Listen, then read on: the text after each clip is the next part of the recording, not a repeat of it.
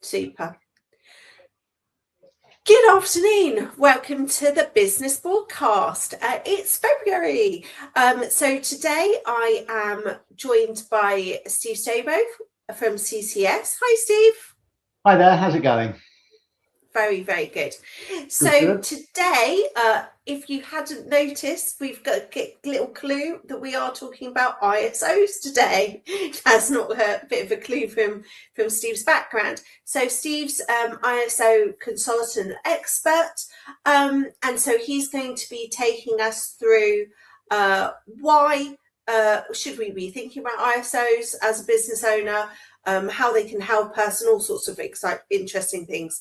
As always, any question that you wanted to ask about ISOs and you hadn't thought to ask before, please do ask as we go along. So please do post any questions or comments. It's always lovely to see people watching the live, so do let us know. I know I was a bit late sending out the invites today, so apologies for that, but hopefully there's plenty of people watching on the catch up. So without further ado, over to Steve. So starting off with the basics, what's an ISO? That's a really good question. And I think a lot of people get slightly confused. They hear about ISO and different numbers of the back end of ISO 9001, 14,000, 75,000, lots and lots of different ISOs. But what actually are they? And the way I like to always describe them is it's broken down into three key elements. There's ISO standards, ISO management systems, and ISO certification. And they work really sort of hand in hand to help businesses operate, in simple terms, more consistently, more efficiently, and more credibly within the marketplace. But if we start with actual ISO standards, I think there's about 28,000 ISO standards out there, and they cover everything from literally from making a cup of tea to determining how a new car should smell, to windows, phones, everything. There are ISOs for everything. And what they actually are is internationally agreed guidelines that really define the best practices across areas, and that's around quality, around safety, information security, environmental management. And it's set up by an international board, applicable across all countries with a universal standard. And they define what an ISO really is. Then what you have is a management system. Now, this is what typically businesses implement within their organizations. And a management system is putting the standard through to documented policies, procedures, responsibilities that guide how a business should operate and how they should actually continually improve as a business. And then the final element is certification, which is that formal recognition. Now, this has to be awarded by a third-party certification body. And they come in and they look at your management system, so the documented processes and policies and procedures, etc. Does it meet the requirements of the standard? And if it does, great, you get a tick, and that's called what they call a stage 1 audit. And then that certification body will then go, right, are you actually working to the standard? Are you following the processes and policies, etc.? And are you meeting the requirements of the ISO standard? And if you get yes, tick on that, you then can become an ISO certified business. So it's really about those three elements: the standard, which defines how you should operate, the management system, which documents how you will operate, and then the certification, that independent body that comes along and gives you that formal recognition, that tick in the box that you can put the ISO certified logo on your website and start reaping the benefits of ISO certification. Fantastic. So, oh, sorry.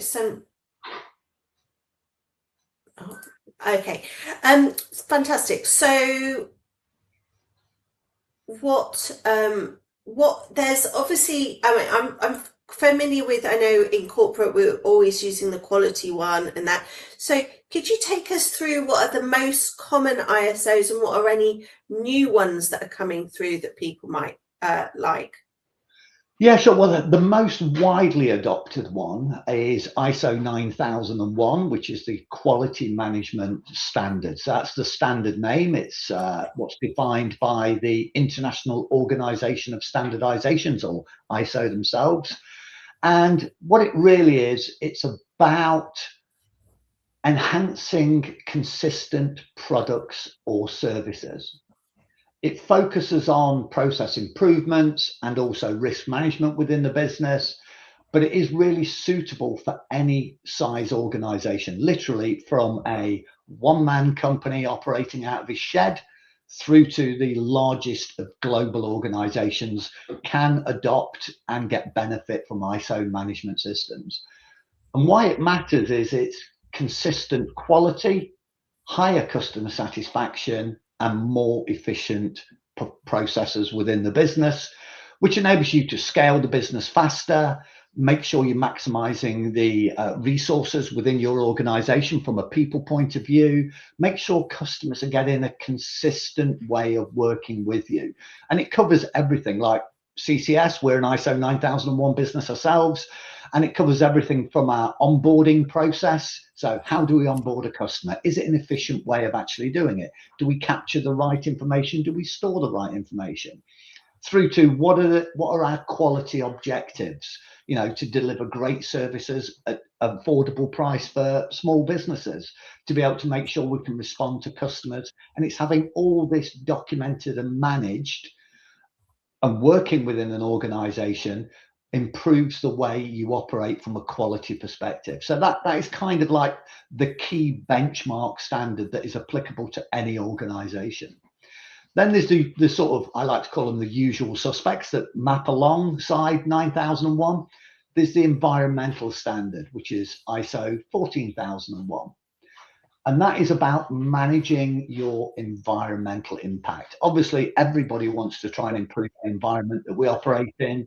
We see about, you know, zero emissions, people trying to get to net zero, reducing carbon, but it's far, far more than that. It's about making sure that you're environmentally responsible, that you're a sustainable business, and the resources that you're actually using are being used efficiently, but therefore lowering your environmental impact, that you're not polluting the environment, that you're not wasting resource, you're not wasting energy or power, water, etc., that you're using it in a responsible manner. It's not just about CO2. I've written quite a few articles around people focus on CO2, but it's the environmental management standard is a lot more than just CO2 reduction.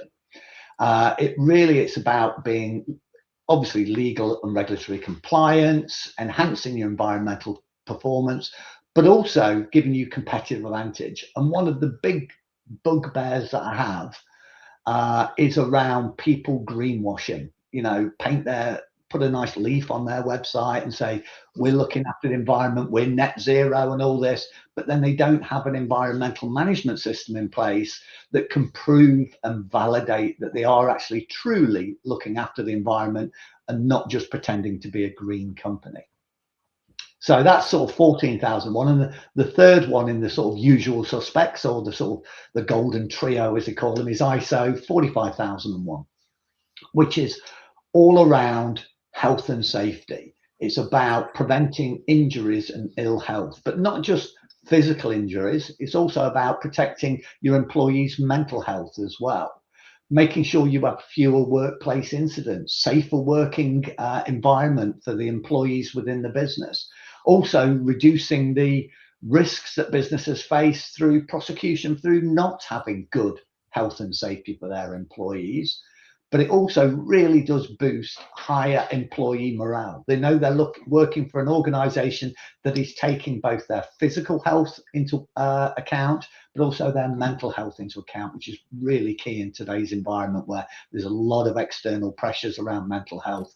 And ISO 45001 really helps that and makes sure that the business is protected, but equally and probably more, that the employees are protected as well. And then you did mention sort of emerging ones. Obviously, there is lots of other standards around information security, privacy, business continuity, IT service management, aerospace standards that businesses are adopting.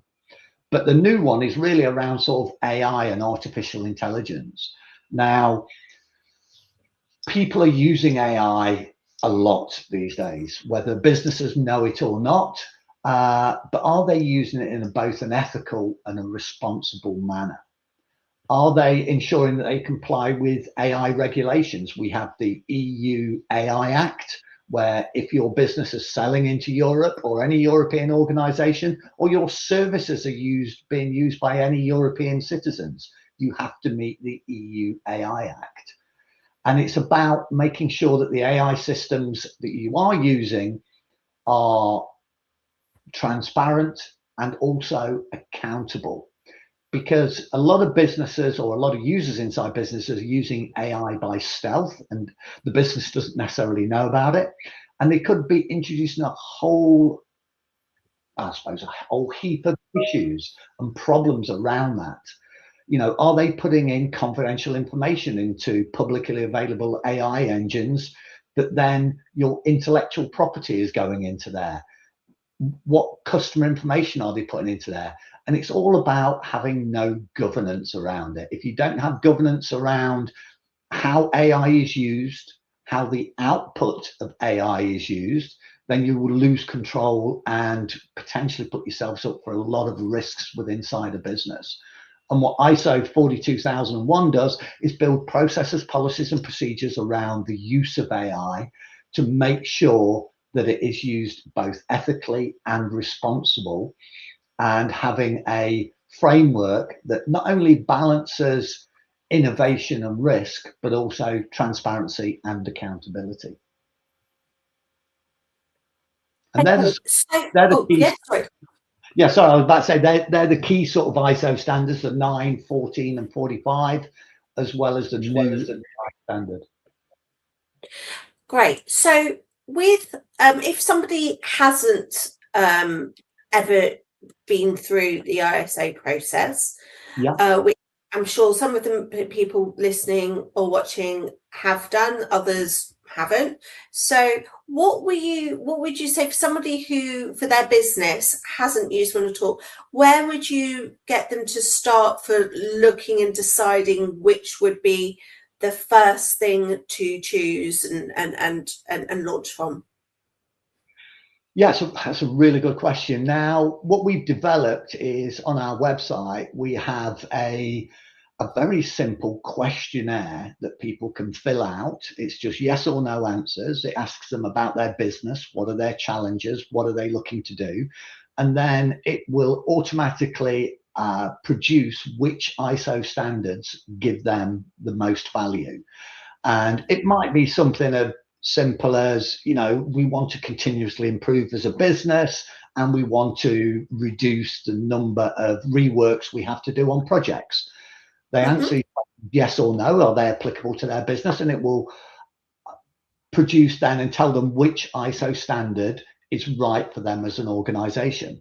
But that's purely based on how they want to operate as an organization. So it's a simple questionnaire, yes, no answers, and it will tell you exactly which ISO standards you should start to actually look at to try and understand what benefits you can actually gain from implementing that standard.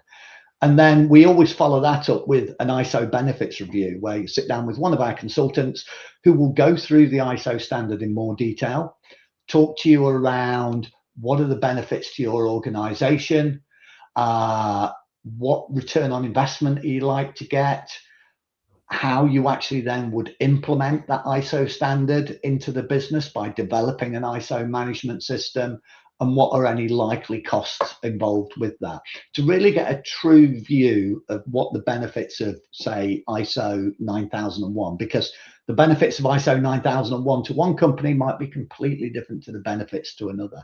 It might be that they want ISO 9001 because their customers are demanding that as a prerequisite to doing business with them. or they might simply want ISO 9001 because they want to reduce the reworks that they're having on a manufacturing company, or they want to improve how they operate in a finance business to reduce some overheads within the business, whether that's a process overhead or people overhead. So because that sounds really good, useful questionnaire to go through to analyze what you've got to do. So just be clear, it's the website is ccsrisk.com. Is that the right Yep, one?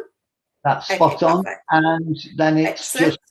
it's which ISO standard, but it's right at the very top of the web page. Yes, no, I just was checking it. If anyone was wondering, I wasn't checking my Instagram. I was just double checking I got the right website. And yeah, it's really clear right at the top, but so that you can click on it. So that's really good. So obviously, I know it's difficult. It's a different amount of investment depending on your size, which standard you're doing that. But sort of, what's the sort of typical when you're thinking about, oh, right, okay, yeah, this is something I think I want to put into my 2026 plan. What sort of time, because that's, as an accountant, you should never underestimate the cost of time. What sort of time investment and cost sort of investment, sort of rough ballpark ranges should you be thinking about if you're an SME business wanting to start looking at ISOs? Yeah, typically the SMEs we work with, because at CCS we specialise in supporting SMEs. Yes, we do have some very large corporate customers all over the world, but the vast majority of businesses we work with are SMEs who are typically very much time constrained and resource constrained as well. So we've developed a very simple 5-step process to implementing ISO standards and ISO management systems, leading to certification within businesses. We kick that off with a very simple 5-step process, and this is where their sort of time element comes in. We kick off with a gap analysis, and for the vast majority of businesses, this is typically requirement of around about between half a day and a day for a SME business. And what we require then is the key stakeholders within that business to understand. Say we take 9001, for instance, the quality management standard. We would typically want somebody from senior management to attend, not necessarily the whole day. The person responsible for the project would probably be the whole day. And then the people that understand how the business operates. You might want legal in there for a little while, HR, operations, site managers. And again, we would provide a list of the typical employees that would be involved in that 1-day gap analysis. And that is the commitment from the client. We're looking for about between half a day and a day's commitment while we do a gap analysis. Then we would then go away and develop the management system. So that's sort of, we've got the standard, we know what it is, we're now developing a management system. So we would write the policies, the processes, the procedures, look at the risk register, the quality objectives, for example, and we would document those for the business, because we know in a lot of SMEs, especially in smaller owner operators, they've got day jobs. They haven't got time to sit there and write policies and processes. So we do the heavy lifting and we do that for them. The next time for the client in terms of resource is when we come back and present that management system to them. And that gives them, it's really a two-way meeting, that is, in terms of here are the processes that we have written for you based on how you currently operate, and do they still work for you? Has anything changed within your organization? And again, that's another half day to a day. So we're talking between sort of a full day and a day's worth of time spread over those 2 days. Then you have to adopt the management system. So we've got the documented policies. You now need to roll those out throughout the business. And that can be done as quickly or as slowly as you want to do. There is no time constraints. It's how quickly you can roll out. The onboarding process, for instance, might go to the people that look after bringing on new accounts, account managers, making sure that they're aware of what the process is and that they start to follow it.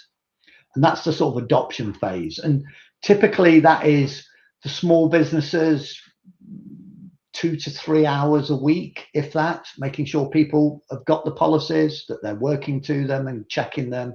So not a huge amount of time.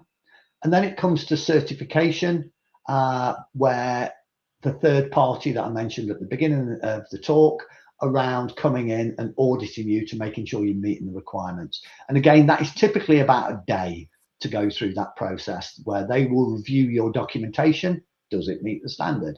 Then they'll want to interview certain key stakeholders in the business. Are you meeting the requirements of the standard? How do you onboard a client? How do you manage complaints? What is your risk register? When was the last time it was updated? Who are your third-party suppliers, etc., etc., the different elements of it. So there's not a huge amount, but the benefit from those sort of couple of days and some ongoing maintenance of the system, especially for an SME, can be invaluable. Now, cost-wise, it's not quite how long is a piece of string. Typically, for a small business up to sort of 25 employees, you're talking about between 3,000 and 3,500, and that is for the full implementation of an ISO management system. Covers the gap analysis, the presentation and review, internal auditor instruction so that they can do their own internal audit, so that we can empower them to actually do it, and the first year's certification. There is then obviously a recertification every 12 months. Typically, that's about 20 to 25% of the initial fee, and that's payable on the 12 and 24-month anniversary. However, there are quite a few businesses out there that are, one, trying to give guaranteed ISO certification, which you can't do. We can never guarantee any business that we work with that they will become ISO certified, because the business has to work to the standard. If the people don't follow the processes that we've developed with you and the procedures, etc., then they will never meet it. So if anyone ever offers guaranteed, that's a big red flag. There's also a horrible practice in the ISO industry to try and tie people in to multi-year certification audits. Now, we include independent certification with a company called QAS, and we do have an agreement that lasts for 3 years to do year 2 and year 3. However, at any point, if you don't want to use QAS for your second year, you just cancel that agreement, tear it up, throw it in the bin, and don't pay another penny, because you may want to go to an accredited certification body like UCAS afterwards in year 2 or year 3. And we don't tie people into that, because there is a horrible tendency in the industry to try and tie people in. So I hope that covered it. So you're talking 2 or 3 days for a typical SME, and then some ongoing maintenance, maybe a couple of hours a week. So most SMEs can actually manage that. No, that's great, and that's probably a surprise to a lot of people, because probably a lot of might have experienced ISO when they were in corporate, and you know, it's obviously a massive thing there. So, and actually, that looks like the investment is really quite reasonable for a small for an SME. So, we're sort of coming up to the end of our time. So, just a couple extra questions. So, obviously, you know, it's really there's good reasons why you should be putting these standards and management systems in place. What would you say are your top tips for a business owner to make sure that their team does embrace the system and actually start using it, and not just go, oh no, it's just that's just a paper exercise, put that in the drawer? What do you recommend to the business owners, how to get it really used and part of the business? Yeah, I'd say there's probably 2 key areas around that. One is it's essential that senior management are involved. It's actually a requirement of ISO certification that senior management are actually involved, because you want the leaders of the business to be on board with implementing management systems and having standards within the organization. And then it's involvement, because the way we don't provide pre-written policies and pre-written processes for organizations, forcing them in a way to operate, we want the employees, stakeholders within the business, department heads to be involved. And during the gap analysis process, we get how they want to operate as a business. We just make sure that the management system meets the requirements of ISO, but also, more importantly, meets the requirements of the business and how they actually want to work. Because if you try and force process for process sake into an organization, it tends not to work. And it's about involvement, and I'd say involvement from the staff and employees, that there is a benefit to the organization and to them personally, especially in standards like ISO 45001 in health and safety. It's making sure your employees' work environment is healthy and safe for them, that they're not going to get injured. So getting employee buy-in into becoming ISO certified, I think, is key. And just keeping people involved. Absolutely, no, that's really good. You've covered so much. Excuse me. You've covered so much ground this afternoon, Steve. Thank you so much for your time. It's been a great insight into the popular ISOs and the emerging ones, the process. It's all really good to see, and very eye-opening about, actually, it's a surprise. It doesn't actually take up huge amounts of time or resource to get yourself going on the ISO journey. So that's really, really good. If anyone wants to check out, look at this questionnaire that Steve mentioned, and to get in contact with him, this is the website. So please do look at that. And I know that there is problems streaming this with live on LinkedIn today, so I'm going to be popping that onto LinkedIn later. But everyone that's watched us live on YouTube, thank you so much for today. And thank you very much, Steve. Great to see you. No, thank you, Nikki, for having me. I've really enjoyed it. It's great to come on these types of events, and more than happy to come back if required. Fantastic. Thank you so much. Right. Have a great weekend, everybody. And we'll see you again in March with another important business area to be decided, but we'll be advertising it very shortly. In the meantime, please do have a look at Gorringe Accountants events page. We've got huge amounts of events coming up. We've got our quarterly networking, next one's in May, and then we've also got our monthly seminars, and they're very, very popular, so please do book soon our monthly in-person seminars. Thank you so much. Have a great weekend. Cheerio. Thanks, everyone.